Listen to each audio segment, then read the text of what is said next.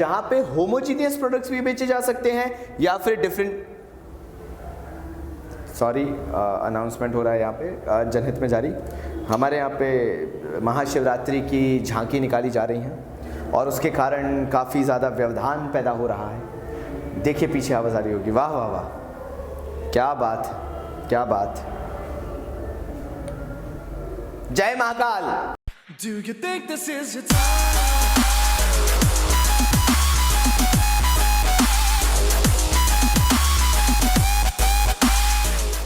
चलिए, तो हमारा पहला टॉपिक जो आज हम चालू करने वाले हैं वो है एक्चुअल में परफेक्ट कंपटीशन। देखो यार, किसी भी मार्केट को क्लासिफाई करने के लिए ये कुछ जो इंपॉर्टेंट पॉइंट्स हमने लिखे हैं वो काफ़ी ज़्यादा ज़रूरी है और आपको वो पॉइंट्स एक्चुअल में मालूम होना चाहिए कि किस तरीके से इन पॉइंट्स के बेसिस पे हम एक्चुअल में डिफरेंशिएट कर पाते हैं हर तरह के कंपटीशन को जो मार्केट में होता है। अब एक्चुअल में ये परफेक्ट कंपटीशन है क्या? देखो, पहली चीज़, perfect competition doesn't exist, perfect situation doesn't exist. 100% marks किसी के नहीं आ सकते हैं, मतलब नहीं आ सकते हैं, दैट इज अ फैक्ट। और इसी तरीके से परफेक्ट कंपटीशन कभी वर्ल्ड इकोनॉमीज में नहीं हो सकता है, मतलब नहीं हो सकता है। परफेक्ट कंपटीशन का मतलब यही होता है, दुनिया में कोई भी ब्रांडिंग नहीं है, कोई भी लेबलिंग नहीं है, कुछ नहीं है, सारे प्रोडक्ट जो है वो एक ही तरह के मिलते हैं, that is actually perfect competition.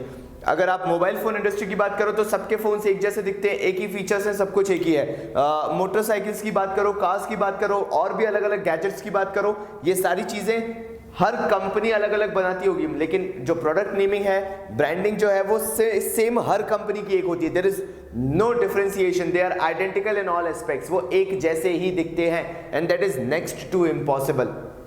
ऐसा हो ही नहीं सकता है। आज के टाइम में नमक जैसी चीज की भी ब्रांडिंग होती है, टाटा नमक होता है, कैप्टन कुक नमक होता है, न जाने कितने तरह के होते हैं। तो सोचो, जब नमक जैसी चीज में ब्रांडिंग है, डिफरेंशिएशन है, कंपनीज अलग अलग है, आयोडाइज सॉल्ट और पता नहीं क्या सोडियम रहित नमक और न जाने ये वो, उसमें भी फीचर निकाल देते हैं। जैसे बिस्लरी का जो मिनरल वाटर है with added minerals, I don't know why, Studds जो है with head protection technology, wow, मतलब क्या क्या नहीं बताते हैं। कहने का मतलब ये है, हर ब्रांड अपने आप को सुपीरियर बताता है, हर ब्रांड अपने आप को डिफरेंशिएट करके बताता है। कोई भी ब्रांड ऐसा नहीं होगा जो चाहेगा कि हम उस पर्टिकुलर दूसरे ब्रांड से सिमिलर हो, बिकॉज अगर आप सिमिलर होंगे तो आप अपने ब्रांड को कभी स्टैब्लिश ही नहीं कर पाओगे, प्लस दूसरी कंपनी आप पे केस कर देगी, as simple as it is. तो क्या बोला गया, परफेक्ट कंपटीशन एक वो सिनेरियो है जहां पर सारी चीजें एकदम परफेक्ट दिखती है, कोई भी डिफरेंशिएशन नहीं है, किसी भी तरह का डिफरेंशिएशन नहीं है, वो परफेक्ट कंपटीशन होता है। चलिए आइए एक बार फीचर से गो थ्रू होते हैं, फिर ग्राफ को समझेंगे।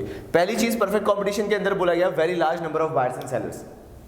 अगर हम परफेक्ट कंपटीशन की बात करें तो परफेक्ट कंपटीशन में पहला एडेड फीचर ये है कि इसके अंदर आप जितने भी बायर्स एंड सेलर्स चाहते हैं, आपके पास उतने बायर्स एंड सेलर्स आराम से अवेलेबल हो सकते हैं। देयर इज नो प्रोहिबिटेशन कि कोई बायर को आप रिस्ट्रिक्ट कर सको या कोई सेलर को रिस्ट्रिक्ट कर सको। जितने सेलर्स मार्केट में सेल करना चाहते हैं, they can sell the product, जितने बायर्स मार्केट से प्रोडक्ट बाय करना चाहते हैं, they can by the product. Next is selling homogeneous product. What are homogeneous product? Homogeneous means they are identical in all aspects.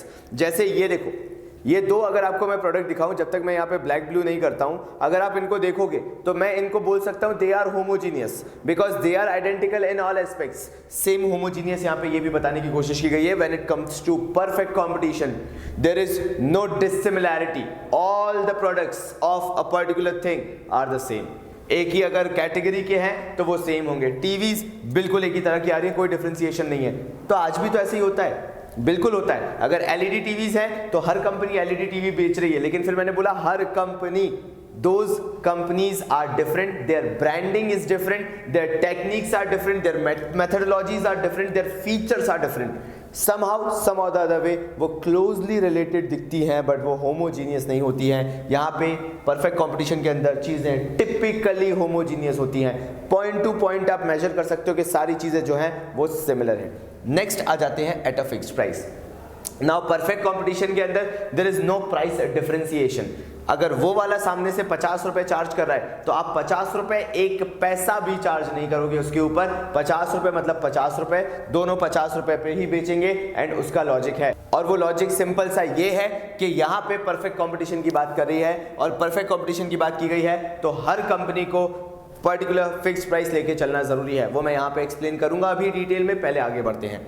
Freedom of entry and exit. Perfect competition बड़ा simple बोलता है, जो firm को आना है market के अंदर, market के अंदर आए, वो फर्म प्रोड्यूस करे गुड्स को, गुड्स प्रोड्यूस करेंगे, मार्केट में पैसा कमाएंगे और एंजॉय करें। ऐसा नहीं है कि किसी फर्म को यहाँ पे रिस्ट्रिक्ट किया जाएगा, प्रोहिबिट किया जाएगा या फिर किसी तरह का बैरियर लगाया जाएगा, नहीं है। फ्री एंट्री है, you can enter any time you want, you can exit any time you want. फिर आगे आते हैं, आगे बोला उन्होंने perfect knowledge among buyers and sellers. देखो यार, आज के टाइम में कंफ्यूजन क्यों है?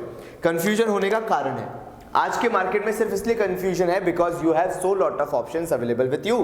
पहले ऐसा नहीं होता था, पहले बहुत कम चीजें होती थी, लोगों को ठीक है थोड़ी बहुत नॉलेज हो भी जाती थी कि हाँ भैया ये मिलता है। जैसे पार्ले जी था, बिस्किट था, लोगों को बड़ी क्लियरिटी थी, माइंडसेट था। पार्ले जी का एग्जिस्ट करने का रीजन यही है because people were very clear about biscuits. Parle G है तो पार्ले जी है, टाइगर बिस्किट है तो टाइगर बिस्किट है। लेकिन आज के टाइम में इतनी वैरायटीज हैं, इतनी वैरायटीज हैं कि हम सोच भी नहीं सकते। ऐसा नहीं कि पहले वैरायटीज नहीं थी, लेकिन पहले कंपैरेटिवली कम थी। यहाँ पे वही बोला गया कि अगर परफेक्ट कंपटीशन होगा, अगर हर एक पर्टिकुलर प्रोडक्ट जो है, मतलब पर्टिकुलर जो एलिमेंट है, आइटम जो है, अगर उसका एक ही तरह का बिहेवियर मिलेगा आपको सारी कंपनीज के अंदर, बिल्कुल एक ही जैसा मिलेगा, तो जो कंज्यूमर्स हैं उनको जो याद रखना है, वो मेमोराइजेशन है, वो बहुत आसान हो जाएगा। उन्हें पता होगा कि ये प्रोडक्ट तो हर किसी कंपनी का एक जैसे, ये किसी का भी ले लो सेम है, कोई फर्क नहीं पड़ना। Next, absence of transportation cost. अब एक बात सोच के देखो, मैं यहाँ पे कुछ बहुत अच्छा प्रोड्यूस कर रहा हूँ, मैं चाहता हूँ कि मैं दूसरे शहर में जाके उसको मैन्युफैक्चर करूँ और वहाँ पे सेल करूँ, जबकि वहाँ पे जो दूसरा प्रोड्यूसर बैठा हुआ है वो exact same product exact same price पे बेच रहा है, तो आपको मार्केट क्यों मिलेगा? जब वो वहाँ पे पहले से एस्टेब्लिश्ड है, एक बंदा वहाँ पे पहले से बेच रहा है, तो आपको मार्केट जो है वो नहीं मिलेगा। इट्स बेटर कि आप जहाँ एस्टेब्लिश्ड पहले से हो वहीं पे अपने प्रोडक्ट को बेचो, and that is why there is no transportation cost. You will go to another markets, you will explore another markets if you produce something unique. If you are producing something which is just too common, भाई तुम क्या बेचते हो? नमक, हम भी नमक। अब जब दोनों ही नमक बेच रहे हो, दोनों ही की कोई ब्रांडिंग नहीं है, प्रोडक्ट टैक्स लिखा हुआ है, सिंपल वाइट है प्रोडक्ट सामने से देखने में, जब तुम दोनों में कोई डिफरेंशिएशन नहीं है, तो तुम क्यों जद्दोजहद उठाओगे कि 4 स्टेट छोड़ के किसी और स्टेट में जाके वहां पे बैठ के तुम अपना प्रोडक्ट बेच रहे हो, जबकि अपने होम टाउन में तुम्हारा अच्छा खासा मार्केट एस्टेब्लिश्ड है। वहां पे जाओगे भी, इतना खर्चा करोगे भी, तो तुम्हें अपने गुड्स की कॉस्टिंग बढ़ानी पड़ेगी, और अगर गुड की कॉस्ट बढ़ाकर तुम वहां पे बेचोगे भी, ट्रांसपोर्टेशन कॉस्ट लगा के बेचोगे भी, तो वहां पे जो ऑलरेडी प्रोड्यूसर एग्जिस्ट कर रहा है वहां पे वो कम प्राइस पे बेच रहा होगा, तो तुम्हारा गुड वैसे भी कोई नहीं खरीदेगा। तो इसलिए there is no transportation cost because you sell your product locally, बाहर जाने का कोई मतलब नहीं है। लास्ट आ जाते हैं एब्सेंस ऑफ सेलिंग कॉस्ट पे। There is no selling cost, that means आप क्या मार्केट करेंगे? देखिए भाइयों, रिवोल्यूशनरी प्रोडक्ट, ये वही प्रोडक्ट है जो बाकी लोग भी बिल्कुल वैसे ही बेचते हैं। It doesn't make sense. इसलिए तो सेलिंग कॉस्ट होती नहीं है परफेक्ट कंपटीशन में, बिकॉज आप भी वही चीज बेच रहे हो जो बाकी सब लोग बेच रहे हैं, आपके प्रोडक्ट में भी वही फीचर्स है जो बाकी लोगों के प्रोडक्ट में भी है। तभी तो बोला गया ये इमेजिनरी सिचुएशन, ऐसा हो ही नहीं सकता। हम हमेशा यूनिक चीजें ढूंढते हैं अलग अलग ब्रांड में, अलग अलग कंपनीज में, और यहाँ पे भी यही होना चाहिए था, लेकिन ये परफेक्ट कॉम्पिटिशन है। परफेक्ट कॉम्पिटिशन बोलते ही है कि सबका प्रोडक्ट सिमिलर, तो even if you will try to include the selling cost, वो आपकी कॉस्टिंग तो बढ़ाएगा लेकिन आपके प्रोडक्ट को के एडवांसमेंट नहीं देगा, कोई एक अलग फीचर नहीं दे देगा, एडेड फीचर। तो जब चीज़ें सेम है तो even if you try to sell it और मार्केट इट, उससे कोई फ़ायदा नहीं मिलने वाला, बिकॉज आपके प्रोडक्ट में कोई ऐसा एडिशनल फीचर नहीं है जो कि आप मार्केट में अलग से फीचर आउट करो, प्रमोट करो, एडवर्टाइज करो। इसलिए there is no need to have selling cost. चलिए अब समझते हैं हम कि ये पर्टिकुलर ग्राफ क्या बोल रहा है। ये जो पर्टिकुलर ग्राफ है ये बताता है कि जो इंडस्ट्री होती है वो प्राइस मेकर होती है। एक डिमांड फोर्स रहता है, एक सप्लाई फोर्स रहता है। ये एक ऐसा पॉइंट ऑफ इक्विलिब्रियम रहता है, पॉइंट ऑफ इक्विलिब्रियम बोल रहा हूं मैं वापस से, जिस प्राइस पे डिमांड और सप्लाई मीट होती है। मतलब एक पर्टिकुलर पॉइंट ये है जहां पर आपको पता चलेगा कि हाँ भाई मार्केट में डिमांड इतनी है और सप्लाई इतनी है और यहाँ पे मैच आउट हो रहा है। मतलब ये वहां पे एक प्राइस एस्टेब्लिश कर रहा है जिस प्राइस पे कंज्यूमर डिमांड कर रहा है और जिस प्राइस पे जो सप्लायर है या जो प्रोड्यूसर है वो सेल करने के लिए तैयार है। इस पर्टिकुलर प्राइस को बोलते हैं फर्म के हिसाब से कि फर्म एक प्राइस टेकर होती है परफेक्ट कंपटीशन के अंदर। ना फर्म इससे ज्यादा प्राइस रख सकती है, ना फर्म इससे कम प्राइस रख सकती है। क्यों सर? ना ज्यादा प्राइस ना कम प्राइस, ऐसा किस लिए? ऐसा कारण क्या है? उसका रीजन मैं आपको बताता हूं। देखो यार, फर्म जो है वो प्राइस टेकर है, और कारण सिंपल सा ये है कि अगर फर्म चाहती भी है कि वो प्राइस अपने हिसाब से रख ले, वो चाहे कि कुछ नया कर ले, तो देखो दो चीज़ें कर सकती है, या तो प्राइस बढ़ाएगी या तो प्राइस कम करेगी। फॉर एग्जाम्पल उसने प्राइस बढ़ाया, ये लो अपन ने प्राइस बढ़ा दिया, डिमांड को यहाँ टच कर रहा है, सप्लाई को यहाँ टच कर रहा है, ये देख रहे हैं आप, यहाँ पे क्या हो गया, मार्केट में एक्सेस सप्लाई हो जाएगा। मतलब ये प्राइस बढ़ाने पे एज अ प्रोड्यूसर तो आप कोशिश क्या करोगे कि आप ज्यादा सप्लाई करो, सप्लाई ज्यादा करोगे लेकिन डिमांड कंपैरेटिवली आपकी कम हो जाएगी, क्योंकि बाकी जो प्रोड्यूसर्स हैं वो तो कम प्राइस पे सेल कर रहे हैं, लेकिन आप कोशिश करो कि आप ज्यादा प्राइस पे सेल करो। जब आप ऐसी कोशिशें करोगे और आपको मार्केट से रिस्पांस नहीं मिलेगा तो फिर आपको क्या करना पड़ेगा, वापस से स्विच बैक करना पड़ेगा और अपनी प्राइस को लोअर करना पड़ेगा, क्योंकि आपकी सप्लाई ज्यादा है और डिमांड कम है। फॉर एग्जाम्पल अगर आपने प्राइसेस कम कर दिए तो क्या होगा, ये तो एडवांटेज होना चाहिए भाई। इसमें क्या होगा, आप सप्लाई उतना नहीं कर पाओगे और डिमांड बहुत ज्यादा हो जाएगी, मतलब ये जो गैप कहलाएगा ये क्या कहलाएगा, एक्सेस डिमांड कहलाएगा। अब इस सिचुएशन में होगा क्या कि आपके पास प्रोडक्ट की availability on a regular basis नहीं होगी, क्योंकि आप कम प्राइस पे कर रहे हो, सेल कर रहे हो, और उसके कारण आप सप्लाई मार्केट में उतनी नहीं कर पाओगे जितना अचानक से डिमांड में बूस्ट आ जाएगा। और इस कारण से होगा क्या, कंज्यूमर डिससेटिस्फाइड होने लगेगा कि जब उसे प्रोडक्ट आपसे चाहिए तब उसको प्रोडक्ट अवेलेबल नहीं हो पा रहा है। तो इससे क्या होगा, कंज्यूमर जो है वो दूसरे प्रोडक्ट्स पे शिफ्ट होने लगेगा, because same kind of product जिसमें कोई भी डिसिमिलैरिटी नहीं है, बिल्कुल एक जैसे ही दिखता है, वो दूसरे प्रोड्यूसर्स इजीली अवेलेबल करा रहे हैं। तो इस केस में भी आपका लॉस होगा, इसलिए आप वापस क्या करोगे, शिफ्ट कर जाओगे एक्चुअल प्राइस पे, नॉर्मल प्राइस पे, यहां पे भी आपका लॉस है। इसलिए बोला जाता है कि अगर फर्म प्राइस को बढ़ाती भी है या प्राइस को कम भी करती है तो दोनों केसेस में जो फर्म है उसको वो एडवांटेज नहीं मिल पाएगा और वो हो सकता है मार्केट से थ्रोन आउट हो जाए। इसलिए फर्म को वही प्राइस लेनी पड़ती है जो मार्केट में रनिंग है, और इसलिए उसको बोला जाता है कि फर्म एक प्राइस टेकर है, जहां पे average revenue equals to marginal revenue होता है। मतलब every additional revenue you generate is the same as the previous revenue. अगर आपने इस कमोडिटी पे 50 रुपए कमाए हैं तो एडिशनल कमोडिटी पे भी 50 रुपए कमाओगे, उसके बाद वाली कमोडिटी पे भी 50 रुपए, ऐसे कर करके हर एडिशनल कमोडिटी पे you are going to earn 50 rupees. That means your additional revenue will be equal to the average, because अगर मैं 50-50-50 करके भी सबका एवरेज भी निकालता हूं, 50-50-50-50 4 यूनिट मैंने बेच दी और 4 यूनिट का 200 रुपए हुआ टोटल रेवेन्यू, 200 रुपए डिवाइडेड बाय अगर मैं 4 भी करता हूं तो भी 50 रुपए आएगा। दैट मीन्स हर एक एडिशनल यूनिट से होने वाली अर्निंग, यानी हर एक एडिशनल यूनिट पे जैसा मैंने आपको बताया मैं अर्न कर रहा हूं 50, और फिर मैंने सोचा कि चलो एवरेज रेवेन्यू की बात करते हैं, तो मैंने 4 यूनिट सेल की, 50 50 50 एंड 50 होल अपॉन 4 यानी 200 अपॉन 4, तो एवरेज भी मेरा निकल के आया 50 रुपए, यानी एवरेज और मार्जिनल मेरा सेम हो जाएगा, क्योंकि ना मैं प्राइस बढ़ा सकता हूं ना मैं प्राइस कम कर सकता हूं, क्योंकि मैं ऐसे मार्केट में बैठा हूं जहां मेरा प्रोडक्ट और दूसरे प्रोडक्ट्स में कोई भी डिसिमिलैरिटी नहीं है। नोट कर लीजिए। चलिए तो अब नेक्स्ट आ जाते हैं मोनोपोली पे। जब हम बात करते हैं मोनोपोली की तो इसके अंदर हम ये मान के चलते हैं there is a single seller and there are large number of buyers. ज्यादा बोर नहीं करेंगे, ज्यादा कॉम्प्लिकेट नहीं करेंगे, ज्यादा डिटेलिंग में नहीं जाएंगे, जितना पूछा जाता है उतना याद करना जरूरी है। चलिए तो मोनोपोली के अंदर सबसे पहली चीज तो हो जाता है सिंगल सेलर। यहाँ पे एक ही सेलर होगा, एक से ज्यादा सेलर नहीं होगा, अदरवाइज वो मोनोपोली नहीं ड्यूओपोली या फिर ओलिगोपोली के अंदर ट्रांसफॉर्म हो जाएगा। तो monopoly means the single seller. फिर आ जाते हैं no close substitute. You know why a particular company, a particular firm enjoys monopoly? The only reason is because there is no close substitute. अगर हम आसपास भी देखें तो उसका सब्स्टिट्यूट नहीं मिलता है, इवन अगर सब्स्टिट्यूट कोई अवेलेबल है तो वो इतना बुरी हालत में होता है कि that is not into the competition. अब जैसे मैं बात करता हूँ टेस्ला मोटर्स की। टेस्ला मोटर्स इलॉन मस्क को सब लोग जानते हैं, तो टेस्ला मोटर्स जो है वो एक्चुअल में इलेक्ट्रिक कार्स बनाते हैं। इलेक्ट्रिक कार्स के मार्केट में इलॉन मस्क ने जो टेस्ला मोटर्स को खड़ा किया है, मॉडल 3, मॉडल एक्स जो हम देखते हैं, वो अगर मैं उससे कंपैरिजन करूं तो आज के टाइम में एक नई कंपनी भी ओरिजिनेट होके आई है, शायद आपने नहीं सुनी होगी। ये इलेक्ट्रिक कार कंपनी का नाम है थॉर, जो कि बेसिकली मार्वल कॉमिक्स से हाँ इंस्पिरेशन लेती है, मुझे मालूम है, लेकिन बेसिकली ये जो कंपनी है ये बना रही है इलेक्ट्रिक ट्रक्स। अभी इनका सारी चीज़ें एक्चुअल में चल रही हैं टेस्टिंग में, और बोला जा रहा है ये कि जो टेस्ला मोटर्स जो कंपनी है जो कार्स बनाती है उससे काफ़ी ज़्यादा चीप वर्जन होंगे, बट वो अफोर्डेबल होंगे। टेस्ला जैसे थोड़ा महंगे मॉडल्स बनाती है, ये कंपैरेटिवली थोड़े सस्ते मॉडल्स बनाएंगे और इनके ट्रक्स जो हैं वो जो टेस्ला के ट्रक्स बनते हैं इलेक्ट्रिक ट्रक्स उनसे कंपैरेटिवली सस्ते होंगे।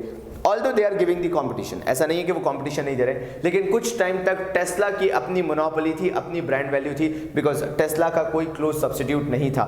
जैसे हमारे इंडिया में डिफेंस हो गया, डिफेंस में भारत का होल सोल ट्रेड है, मतलब even if they have given the contract to private company, Tata के साथ चल रहा है कंपनी के साथ के कुछ जो वेपन्स हैं उनसे रिलेटेड कुछ टाई अप्स होंगे, लेकिन यहाँ पे जो कंट्रोल है वो गवर्नमेंट का है, that is why it is termed as monopoly. Restriction on entry and exit, now in monopoly what happens is you are restricted, you can not enter, you can not exit. Enter इसलिए नहीं हो सकते क्योंकि may be कुछ restriction है, may be आपको सरकार ही enter नहीं होने देना चाहती, मे बी कोई और अदर रीजन है जिसके कारण आप एंटर नहीं हो सकते, तो there can be so many reason. Sometimes आपकी टेक्नोलॉजी उतनी एडवांस नहीं है, आप चाहो भी कि अगर आप एंटर हो जाओ तो होगा क्या कि क्योंकि यार सामने से वो जो कंपनीज हैं वो इतनी ग्रो हो चुकी हैं कि आप चाहोगी तो भी नहीं हो पाओगे, बिकॉज आप उस लेवल पे compete नहीं कर पाओगे। फिर आ जाते हैं प्राइस डिस्क्रिमिनेशन। देखो इसमें क्या होता है, you are in monopoly market, you are the world leader, now you can have whatever price you want to have. आपको जो प्राइस अच्छी लगती है आप वो चार्ज करो, आपको लगता है आप बढ़ा के चार्ज करो, people will still buy it, आपको लगता है कम करके चार्ज करो, people will still buy it. So when you have the full control over the price, you can charge any price you want and that becomes the main reason for price discrimination।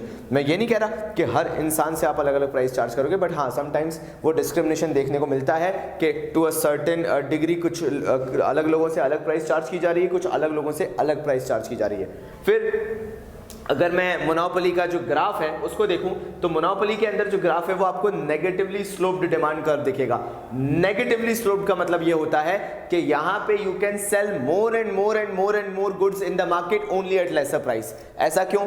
जितने लोगों को आपको जोड़ना था आप उनको पहले से ही जोड़ चुके हो, वो लोग आपसे पहले से ही गुड्स बाय कर रहे हैं, वो लोग पहले से ही एक्चुअल में आपके कस्टमर्स बने हुए हैं। नाउ अगर आप चाहते हो कि आप इससे ज्यादा और कस्टमर्स बनाओ तो आपको क्या करना पड़ेगा, अपने प्रोडक्ट की प्राइस रिड्यूस करनी पड़ेगी। जैसा मैंने आपको बताया टेस्ला हमेशा से वर्ल्ड लीडर रहा है इलेक्ट्रिक कार्स के मामले में। अब टेस्ला क्या करता है, एक हायर मॉडल बनाता है, उससे जो पैसा कमाता है उसे इन्वेस्ट करता है, फिर उससे एक लोअर मॉडल बनाता है मतलब कम प्राइस का, फिर उसका पैसा इन्वेस्ट करता है, उससे एक और लोअर मॉडल बनाता है, सो दैट जो इलेक्ट्रिक कार्स हैं उनकी अफोर्डेबिलिटी हर एक तक आ जाए। बिकॉज जहां तक हम जानते हैं 2030 से वो रेवोल्यूशन आने वाला है जब मोस्ट ऑफ द कंट्रीज में कोशिश यही रहेगी कि इलेक्ट्रिक कार्स यूज की जाए। कुछ नेशंस में तो 2025 के बाद भी वो बंद करवाने वाले हैं। There is no need to have petrol cars किसी भी तरीके से। तो ये क्या हो रहा है, यहाँ पे टेस्ला कोशिश कर रही है कि प्राइसी मॉडल से कम प्राइस पे आके, उससे कम प्राइस पे आके नए मार्केट सेगमेंट को टारगेट किया जाए। ऑल्दो जैसा मैंने बताया टेस्ला को अब कंपटीशन मिल रहा है, तो I can not call it as a perfect monopolistic, I can not call it as a perfect monopoly, लेकिन हाँ टेस्ला का जो सिचुएशन थी उसके हिसाब से हम कहीं ना कहीं बोल सकते हैं कि टेस्ला ने एक टाइम पे मोनोपोली को एंजॉय किया है। तो बोला क्या गया मोनोपोली के अंदर, जो एडिशनल रेवेन्यू आप जनरेट करोगे वो हमेशा आपके एवरेज रेवेन्यू से कम होगा। मान लीजिए आपका एवरेज चल रहा था 5 लाख रुपीज़ का, एट एन एवरेज आप 5 लाख रुपीज़ का रेवेन्यू जनरेट करते थे, लेकिन अब आप अगर ज़्यादा प्रोडक्ट सेल करना चाहते हो तो पर यूनिट जो आपका आएगा, जो एडिशनल रेवेन्यू आएगा वो 5 लाख पे नहीं आ सकता, बिकॉज वो तो आपका एवरेज चल ही रहा था। अगर आपको और कस्टमर्स को जोड़ना है you have to sell it at lesser price, for example 4,80,000, 4,70,000, 4,30,000 what, लेकिन कम प्राइस पे ही आप सेल करोगे तभी आपकी मार्केट में सेल्स बढ़ेगी। और ये इस कर्व के अंदर बोला गया है, मोर and more goods can be sold eight A laser price. देखो यहाँ पे प्राइस कम की है तो ये जो डिमांड है कंपैरेटिवली, आउटपुट जो है वो मार्केट में जो सेल हो रहा है वो कंपैरेटिवली बढ़ गया है। This is the only way आपकी मार्केट में रेवेन्यू जनरेशन बढ़ सकता है, इसलिए इसको नेगेटिवली स्लोप्ड बोला गया। और यहाँ पे बता भी दिया है मैंने reason, more quantity can be sold at a lower price. चलिए लास्ट टॉपिक इसके अंदर कर लेते हैं कि रीजंस ऑफ मोनोपोली क्या है, आखिर इमरजेंस क्या है, मतलब किस तरीके से मोनोपोली इमर्ज होती है। सबसे पहले तो हो गया गवर्नमेंट लाइसेंसिंग। जैसे भारत सरकार ने कुछ टाइम पहले तक जो हमारा बिजली विभाग है हमारे भोपाल और मध्य प्रदेश का कहलाता है मध्य प्रदेश विद्युत वितरण संचालय, ये जो MKVVL समथिंग लाइक दैट है। तो पहले क्या होता था कि मोस्टली जो इलेक्ट्रिसिटी में जो पावर जनरेशन में कंट्रोल था वो ऑलमोस्ट गवर्नमेंट का था। अब उन्होंने उसमें प्राइवेटाइजेशन शुरू कर दिया है, लेकिन अभी भी रेलवेज की बात कर ली जाए, डिफेंस की बात कर ली जाए, न्यूक्लियर की बात कर ली जाए, एटॉमिक एनर्जी की बात कर ली जाए, इसमें अभी भी गवर्नमेंट लाइसेंसिंग है। गवर्नमेंट खुद ही प्रोहिबिट कर देती है कि कोई और कंपनी नहीं आएगी। That is the reason of emergence of monopoly when it comes to government licensing. Then आता है पेटेंट राइट। पेटेंट राइट का मतलब क्या है? जैसे मैं आपको एक बहुत अच्छा एग्जांपल देता हूँ, जेरोक्स कंपनी के बारे में अगर आपने सुना होगा, कई लोग बड़े ट्रेंड में स्टाइल में बोलते हैं भैया जाके जेरोक्स कर दीजिएगा, ये 5 पन्ने हैं प्लीज इनका जेरोक्स कर दीजिए, मतलब स्टाइल में बोलते हैं ना अपन लोग, तो भैया फोटोकॉपी कर देना, ये रहा निकाल दो, इसकी 4 कॉपी निकाल दो, ऐसे बात करते हैं। लेकिन कुछ लोग थोड़े स्टाइल वाले होते हैं, भैया Xerox, why photocopy is termed as Xerox? Because जो इसका इन्वेंशन किया था ये जेरोक्स कंपनी ने किया था, और जेरोक्स कंपनी ने ये जो इन्वेंशन था फोटोकॉपी का, इसको अपने साथ 15 साल तक रखा। 15 साल के बाद इस पेटेंट को उन्होंने पब्लिक किया था कि और भी कंपनीज फोटोकॉपी मशीन्स बना सकती हैं, तब कैनन, सैमसंग जैसी कंपनीज जो हैं वो आई। लेकिन उससे पहले जो जेरोक्स था वो मार्केट लीडर था, उसकी अपनी मोनोपोली थी, इसलिए आज फोटोकॉपी को जब हम बोलते हैं तो उसका सिनोनिम जो होता है वो सीधे जेरोक्स होता है when it comes to photocopy. फिर आ जाते हैं हम कार्टेल पे। कार्टेल का मतलब होता है कुछ कंपनीज जो होती हैं जो एक्चुअल में एक पर्टिकुलर सेगमेंट को टारगेट करके बैठी होती है, वो क्या करती है, कार्टेल बनाती है। Cartel is a Mexican word. Cartel का मतलब होता है गैंग, सबका अपना अपना एरिया अलॉटेड है, सब अपने एरिया में ऑपरेट करते हैं और कोई भी दूसरे के एरिया को टच नहीं करता है। ये वाले एरिया वाला बंदा जो है वो इस वाले एरिया वाले बंदे के एरिया में जाके कभी भी कुछ सेल नहीं करेगा, और ये वाला बंदा इस वाले एरिया में जाके कभी कोई चीज सेल आउट नहीं करेगा। ये एक्चुअल में मीनिंग होता है कार्टेल का। जब ड्रग डीलिंग्स होती थी तो कुछ इसी तरीके से होती थी मैक्सिको में, तो इसलिए ये वहां से डिराइव किया गया है। और कार्टेल बेसिकली बस ये बोलता है कि भाई सब अपना अपना काम करो और हम एक गैंग बना के काम करेंगे, और हम एक दूसरे के जो ट्रेड है, जो हमारा जो भी काम चलता है उसको डिस्टर्ब नहीं करेंगे। ऐसी सिचुएशन में भी हम क्या कर लेते हैं, एक मोनोपोली क्रिएट कर लेते हैं कि हम साथ में मिलकर काम करेंगे और किसी तीसरे बंदे को कभी भी इस बिजनेस में नहीं आने देंगे, because they are working together as a team, in combination they will be termed as monopoly.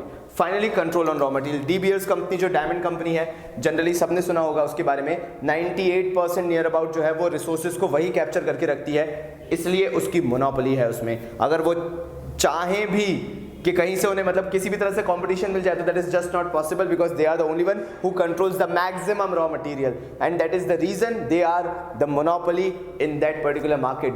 जो डी बियर्स है उन्होंने डायमंड को इतना रेयर बना दिया है।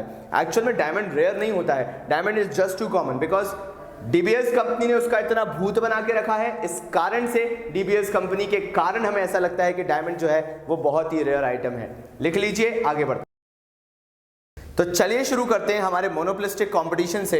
हमने अभी तक परफेक्ट कंपटीशन पढ़ा। परफेक्ट कंपटीशन बिल्कुल सेपरेट टॉपिक था। इम्परफेक्ट कंपटीशन के अंदर सबसे पहले हमने पढ़ा मोनोपोली। अब हम आ जाते हैं मोनोपोलिस्टिक कंपटीशन में, जिसका सबसे पहला फीचर होता है large number of buyers and sellers. एक मोनोपोलिस्टिक कंपटीशन के अंदर अगर मैं प्रेजेंट सिनेरियो की बात करूं तो पूरे भारत में जो आप कंपटीशन देखते हो वो मोनोपोलिस्टिक कंपटीशन ही है, यानी बहुत सारे ब्रांड्स अवेलेबल हैं, बहुत सारी वैरायटीज अवेलेबल हैं, बट कहीं ना कहीं वो सिमिलर दिखते हुए भी सिमिलर नहीं है, बहुत लार्ज नंबर में है। इसलिए पहली चीज आ गई large number of buyers and sellers. Large number of buyers and sellers कहता है कि जो मोनोपोलिस्टिक कंपटीशन होता है it is a much realistic competition. कहीं ना कहीं ये परफेक्ट कंपटीशन का थोड़ा सा एसेंस लेके आता है, कहीं ना कहीं मोनोपोली का लेके आता है, दोनों को मिक्स करता है और बन जाता है मोनोपोलिस्टिक कंपटीशन। तो पहला फिर से बोलूंगा, large number of buyers and sellers जो है वो ये बताता है इसके अंदर आपको बहुत सारे बायर्स भी मिलेंगे तो बहुत सारे सेलर्स भी, जैसा प्रेजेंट सिनेरियो में हमारा इंडियन मार्केट है। Second, product differentiation. Now what product differentiation says that product are different, they are identical in all aspects। आपको देखने में एक जैसे लगेंगे but they are surely not homogeneous। जैसे दो मोबाइल फोन्स आते हैं, दोनों पे बात कर सकते हो, दोनों में सारे फीचर्स ऑलमोस्ट एक जैसे होते हैं, सारे जो डेली यूजेस पे कैमराज होते हैं, ये होते हैं, वो होते हैं, देखने में अगर दूर से देखोगे तो ऐसा लगेगा कि सेम ही है, बट क्लोजली रिलेटेड इसलिए होते हैं बिकॉज इन डिटेलिंग में अगर आप जाके देखोगे तो they will be like closely related, but वो होमोजीनियस यानी एक जैसे तो कभी हो ही नहीं सकते। They will be somehow some way differentiated, कुछ ना कुछ एडेड फीचर, कुछ ना कुछ डिफरेंशिएशन मिल ही जाएगा। पानी में तक कर देते हैं, जैसा मैंने बोला कि पहले होता क्या था, जो बिस्लरी है वो बोल देते थे कि यार विद एडेड मिनरल्स। अब यार तुम पानी में कौन सा मिनरल है अलग से ऐड करोगे यार, that is next to impossible. जो स्टड के हेलमेट आते हैं उसका आप टैगलाइन सुनना, जैसे मैंने पहले भी बताया था, विद हेड प्रोटेक्शन टेक्नोलॉजी, ये उन्होंने हेलमेट पे लिख रखा है। How stupid someone can be.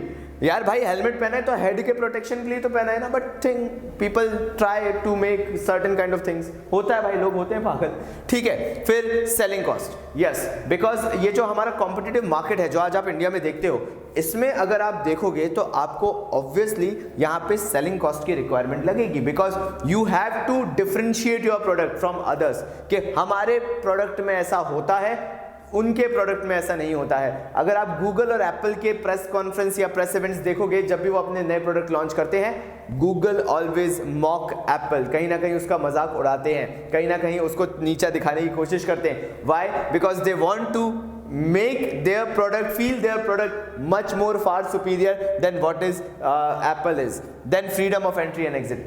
इस मार्केट के अंदर अगर आप देखोगे, जो मोनोपोलिस्टिक मार्केट है, इसके अंदर फ्रीडम है। Any new company can come in, any new company can move out of the market. जैसे पतंजलि का आजकल बड़ा क्रेज है इंडिया में, तो पतंजलि भी वो कंपनी है, वो वेंचर है सॉरी, जो कि इंडिया में बहुत लिमिटेड टाइम में ही बहुत बड़ा ब्रांड बन गया है। ये होता है freedom of entry and exit। any new firm can enter into the market, any new company can enter into the market, and if they feel like कि उन्हें losses हो रहे हैं, they can exit the market any time they want to। next, lack of perfect knowledge। Monopolistic के अंदर आप चाह के भी परफेक्ट नॉलेज नहीं रख सकते हो। कोई मुझे बस यही बता दे, मैं मान जाऊंगा कि मोनोपोलिस्टिक के अंदर परफेक्ट नॉलेज रख सकते हैं कि मोबाइल के इंडिया में कितने ब्रांड्स आते हैं, या एक पर्टिकुलर कंपनी बता दो जिसके आपको टिपिकली नंबर ऑफ कलर्स याद हो कि एक पर्टिकुलर कंपनी जो है मोबाइल फोन्स जो बनाती है वो कितने वैरायटी में अपने फोन्स बनाती है, किसी को याद नहीं होगा। मैं तो यही पूछ लूं कि सैमसंग के टोटल कितने मॉडल आते हैं, आपको नहीं पता होगा। Why? Because there is so lot of things to remember कि ये चीज पॉसिबल हो ही नहीं सकती है। नमक के कितने ब्रांड्स आते हैं, डिटर्जेंट्स के कितने ब्रांड आते हैं, नहीं पता यार, because there is so lot of variety. अगर हम बोलना चालू करें तो कहां से चालू होकर कहां तक चले जाएंगे। इसलिए there is no perfect knowledge, no perfect and accurate knowledge तो किसी के पास भी नहीं मिलेगी। अगर मिल भी जाएगी तो डिटेलिंग में जाते जाओगे छाते जाओगे तो कहीं ना कहीं आपको वो लैक लस्टर इंफॉर्मेशन मिली जाएगी जो कि परफेक्ट नहीं है।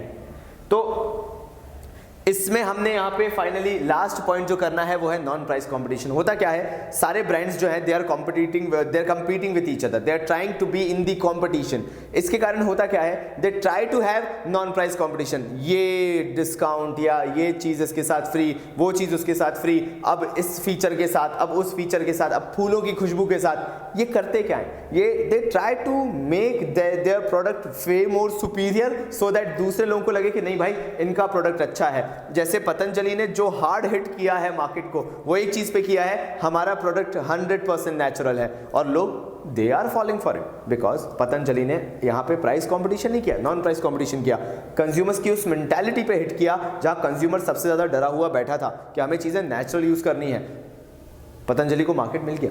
That is the thing. Finally जो इस पर्टिकुलर मोनोपोलिस्टिक कंपटीशन का जो एक ग्राफ होता है उसमें आपको जो आपका जो डिमांड कर्व है वो कंपैरेटिवली फ्लैटर मिलेगा। व्हाट इज द रीजन कि आपका डिमांड कर्व फ्लैटर है? बिकॉज आप इसके अंदर भी बहुत कंपटीशन, देखो मोनोपोली में क्या था, वो स्टीपर इसलिए था बिकॉज मोनोपोली उतना इंपैक्ट नहीं डाल सकता है, क्योंकि मोनोपोली के अंदर तो लोगों के पास चॉइस नहीं थी, तो जो लोग यूज कर सकते थे, अफोर्डेबिलिटी थी, वो पहले से यूज कर रहे थे। तो अगर वो प्राइस चेंज भी करते हैं तो बहुत ज्यादा लोगों को नहीं जोड़ पाते हैं, इसलिए उनका जो रेवेन्यू कर्व था वो कंपैरेटिवली फ्लैटर था। लेकिन जब मोनोपोलिस्टिक कंपटीशन की बात आती है तो इसमें एक सिंगल फर्म नहीं है, इसमें बहुत सारी फर्म्स हैं, और अगर आप चाहो तो एज ढेर सारी फर्म्स बहुत बड़ा इंपैक्ट डाल सकते हो मार्केट में। इसलिए बोला जाता है कि अगर मोनोपोलिस्टिक कंपटीशन के अंदर प्राइस लेवल में चेंज आता है तो डिमांड में काफ़ी ज़्यादा चेंज आता है, और इसलिए जो डिमांड कर्व है वो फ्लैटर है। बिकॉज अगर आप एक कंपनी को ले लो जिसने प्राइस को फॉल कर दिया है, प्राइस को कम कर दिया है, तो उसकी डिमांड ड्रास्टिकली बढ़ती है, क्योंकि बहुत सारा मार्केट होता है कैप्चर करने के लिए, जो पहले से अफोर्डेबिलिटी नहीं रख सकता था अब उसको अफोर्ड करेगा। मेडिकल सर्विसेज की बात करता हूँ, अगर मेडिकल सर्विसेज में मोनोपोली होती तो जो बंदा अफोर्ड कर सकता है वो भी उन सर्विसेज को अवेल कराना चाहता, जो बंदा अफोर्ड नहीं कर सकता उसको भी अवेल कराना पड़ता। ये किसके अंदर होता? मोनोपोली के अंदर। वहां पे डिमांड कर्व उतना फ्लैट नहीं हो पाता because it is a kind of a necessity. लेकिन जब मोनोपोलिस्टिक की बात आती है तो it is more of a luxurious items, more of those items जो कि रेगुलर बेसिस पे यूज होते हैं। You can have all the substitute you want to have. तो इस कारण से क्या हो जाता है, ये डिमांड कर्व और फ्लैट हो जाता है। फ्लैट होने का मतलब ये है कि it will react to the price drastically. जैसे ही प्राइस में कोई चेंज आया डिमांड में इंसेनली चेंज आने लगता है, और वो चीज यहां पे बताई जा रही है। प्लस मार्केट में ये भी बताया गया कि जो भी कंपनी होगी मार्केट में उसका मार्जिनल रेवेन्यू हमेशा एवरेज रेवेन्यू से कम होगा। There is a reason behind that. आप एक कंपनी हो जो मार्केट में प्रोडक्ट अपना बेच रहे हो, अगर आपको सेल बढ़ानी है you can only do it by reducing the prices, reducing the level of prices. इसके बिना देयर इज नो पॉसिबिलिटी कि आप कहीं से भी ज्यादा रेवेन्यू जनरेट कर सको। आप चाहते हो आपको मार्केट कैप्चर करना है, देयर इज नो इशू। क्या करो, अपने प्रोडक्ट पे डिस्काउंट चलाओ, 30% ऑफ, 40% ऑफ, 50% ऑफ। आप मॉल्स में जाते होगे, आप शॉपिंग करने जाते होगे, आपको हर जगह ऑफ ऑफ ऑफ मिलता होगा। फ्लिपकार्ट, अमेजन पे चले जाओ, एंड ऑफ सीजन सेल्स चलती रहती है। जबोंग पे चले जाओ, मंत्रा पे चले जाओ। Why you see such kind of sales? Because they know additional income can only be generated by reducing the prices. पहले प्राइस ज्यादा थी, अब प्राइस रिड्यूस कर रहे हो तो additional revenue will always be lesser than the average revenue. लिख लीजिए इसे, ये यहीं पे खत्म हो। चलिए शुरू करते हैं ओलिगोपोली के साथ। फाइनल टॉपिक हमारा, एंड करते हैं, ज्यादा डिस्कशन नहीं करेंगे ओलिगोपोली को लेके। जब हम बात करते हैं ओलिगोपोली की तो there are few firms selling दो तरीके के प्रोडक्ट। पहला हो गया या तो होमोजीनियस, या दूसरा हो गया डिफरेंशिएटेड प्रोडक्ट्स। अब होमोजीनियस मतलब ओलिगोपोली के अंदर ये सिनेरियो भी है कि आप बिल्कुल ही सेम प्रोडक्ट बेचो, या फिर हो सकता है कि आप डिफरेंशिएटेड प्रोडक्ट्स भी बेचो। दोनों तरीके से हो सकता है, और उसी पे बेस्ड हमारी टाइप्स ऑफ ओलिगोपोली है, जिसके अंदर आता है पहला प्योर और परफेक्ट ओलिगोपोली। प्योर और परफेक्ट ओलिगोपोली का मतलब होता है जहां पर आपके सारे प्रोडक्ट्स होमोजीनियस हो, आइडेंटिकल इन ऑल एस्पेक्ट्स, कोई भी तरह का डिफरेंशिएशन नहीं, वो परफेक्ट और प्योर ओलिगोपोली कहलाता है। जहां पे सारे जो सेलर्स हैं, जो फ्यू सेलर्स हैं, 8 से 10 सेलर्स जो हैं, वो सेम काइंड ऑफ प्रोडक्ट बेच रहे हैं। फिर आता है इम्परफेक्ट और डिफरेंशिएटेड ओलिगोपोली। इसके अंदर जब आप डिफरेंशिएटेड प्रोडक्ट बेचते हो तो उसे इम्परफेक्ट और डिफरेंशिएटेड ओलिगोपोली कहा जाता है। That means you are selling almost the same product, they are identical in all aspects, but कहीं ना कहीं डिफरेंशिएशन, जैसे मर्सिडीज, BMW, उसके बाद आपका टाटा, अशोक लीलैंड, AMW, ये जो ट्रक मैन्युफैक्चरिंग इंडस्ट्रीज के अंदर बैठे हुए वर्ल्ड लीडर्स हैं, ये जो ट्रक्स मैन्युफैक्चर करते हैं, ऑल्दो उनकी कैटेगरी तक सेम दिखेगी, बट कहीं ना कुछ उनके अंदर डिफरेंस होता है। फाइनली कोल्यूसिव और non collusive oligopoly. Collusive oligopoly वो होती है जहां पे आप कोलाइड करते हो, कंपटीशन करते हो, एक दूसरे के बिजनेस को काटने की कोशिश करते हो, that is a colliding kind of oligopoly. Collusive oligopoly जहां पे आपके बीच में एक वॉर जैसा छिड़ा रहता है। लास्ट होता है नॉन कोल्यूसिव ओलिगोपोली, जहां पे सब लोग भाई बहन, मित्र भाई, बंधु बन के चलते हैं, एक दूसरे से कोऑपरेट करते चलते हैं, एक टीम बन के चलते हैं और वहां पे अपना बिजनेस रन करते हैं। वो हो जाता है नॉन कोल्यूसिव ओलिगोपोली। चलिए फाइनली कुछ फीचर्स हम देख लेते हैं ओलिगोपोली के क्या होते हैं। पहली चीज, ओलिगोपोली की जब भी बात करोगे, there will always be few firms. ज्यादा फर्म्स नहीं होती हैं, 6, 7, 8, 10, ऑल्दो मोर देन 2 होता है, लेकिन 10 के आसपास नियर अबाउट होते हैं। ऐसा कोई स्पेसिफिक फिगर नहीं है, बट समवॉट अराउंड। फिर आ जाते हैं इंटरडिपेंडेंट। मोस्टली होता क्या है, बिकॉज ये फर्म्स के अंदर इतना हैवी इन्वेस्टमेंट रहता है, इतना हैवी कैपिटल रहता है कि इनको एक दूसरे से इंटरडिपेंडेंट होना ही पड़ता है। दैट मींस अगर ये मिलके काम नहीं करेंगी तो ये पूरा बिजनेस सेक्टर ही डिस्ट्रॉय हो जाएगा, जैसे मैं बात कर रहा था ट्रक मैन्युफैक्चरिंग इंडस्ट्री की। फिर नॉन प्राइस कंपटीशन, ये लोग कोशिश ये करते हैं कि ये अपने बीच का वॉर जो है, प्राइस वॉर ना रखें। एक प्राइस कम करेगा because they are selling at such a higher prices, they are incurring so lot of cost. इतना पैसा लगाने के बाद अगर प्राइस वॉर करने आए तो एक पैसा कम करेगा, दूसरा और करेगा, तीसरा और करेगा, चौथा और करेगा, और इससे इनको लॉसेस इनकर होना चालू हो जाएंगे और मार्केट से वो फेयर प्रॉफिट नहीं निकल पाएगा अगर ये प्राइस वॉर में लग गए। इसलिए जो भी कंपटीशन रखते हैं ये नॉन प्राइस रखते हैं। 5 साल का मेंटेनेंस फ्री, 6 साल की सर्विसिंग फ्री, फलाना डिमका, वो उस तरह की कंपटीशन।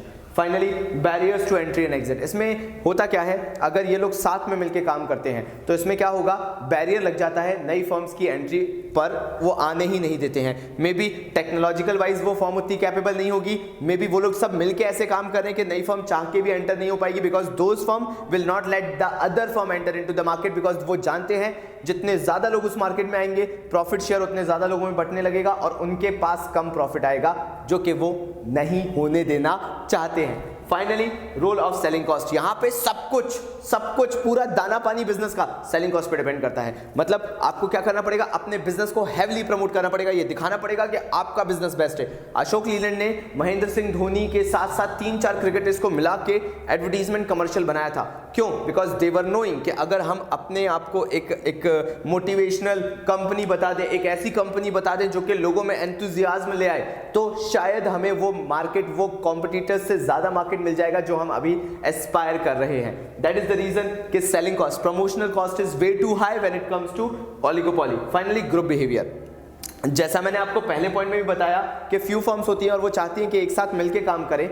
लास्ट पॉइंट उसी को एक्सटेंड करते हुए बोलता है, they always try to behave in a group. उनके सेगमेंट भी अंदर सेम होते हैं, उनकी प्राइसिंग्स भी ऑलमोस्ट सेम होती हैं, आसपास की होती हैं, एंड दे ट्राई कि वो इस तरह से काम करते हुए चले कि सब लोगों का इकट्ठा फायदा हो, किसी का भी नुकसान ना हो। That is what they desire. चलिए दोस्तों, आज मेन फॉर्म्स ऑफ मार्केट को हमने कंप्लीट किया, एक तरीके से रिवाइज किया। कल हम फिर आने वाले हैं प्राइस डिटर्मिनेशन के साथ। इस प्राइस डिटर्मिनेशन के अंदर हम वो सारे ग्राफ्स पढ़ेंगे जो कि उस चैप्टर से बिलोंग करते हैं, प्लस जो थोड़ी बहुत थ्योरी रह गई थी शुरुआत के चैप्टर्स की, पीपीसी से रिलेटेड, कंज्यूमर इक्विलिब्रियम से रिलेटेड, उसको भी हमें फिनिश करना है। और कल हम कोशिश करेंगे कि माइक्रो को दी एंड कर दें और फिर शुरुआत करेंगे मैक्रो इकोनॉमिक्स के साथ। तो मिलना होगा आपसे कल शाम फिर से 5 बजे। तब तक के लिए क्या बोलते हैं बाबा जी की तरफ से धन्यवाद।